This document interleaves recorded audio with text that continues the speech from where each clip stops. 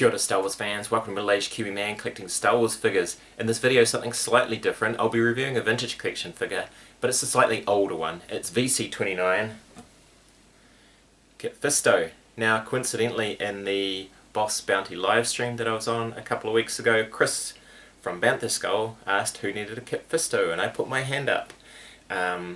Yeah, so managed to pick up one of these loose.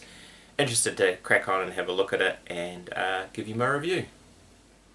And here is Kit Fisto, and as you can see he comes with a lit lightsaber, and it's of that older style with the flare at the bottom of the hilt. I actually prefer the new ones with the solid. He comes with a Jedi cloak. We'll try and put that on later. Sorry Tyler, I am not ironing it. And he also comes with an unlit lightsaber. Comes with a little peg to pop into the side of his belt, and let's just check that now. Come on. There we go. That pegs in really nicely there. Okay, cool. Let's have a look at him. In terms of articulation, he's got this wonderful head. And it doesn't move a lot because of his leku or montrails or whatever they are called on the species. He's got an older kind of Jedi body. He does have ball joints at the shoulders, although the range is somewhat inhibited by the tunic. And he's got ball jointed elbows, no swivel elbows there, which is good. He's got like a little force thingy in his hand, which is nice.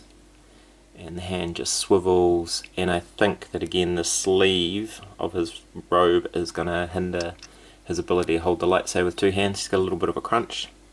This one's second hand, so it's a bit loose. He's got some soft goods here. Underneath he has the older style hips, so there is a ball there and it does pivot around. There's no thigh swivel, but it does pop out quite far. Knees, not quite 90 degrees on his knees, and then he's got the old just 2 points of articulation.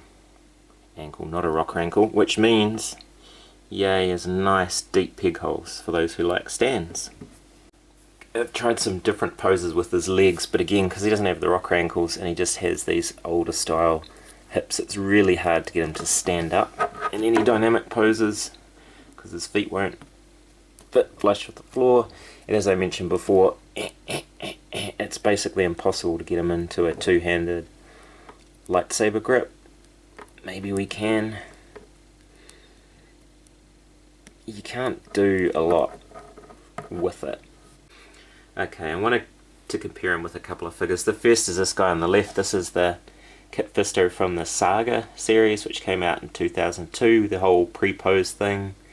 He's got the nice angry face there, and he holds his lightsaber in two hands, but he's pre-posed and you can't do anything with him.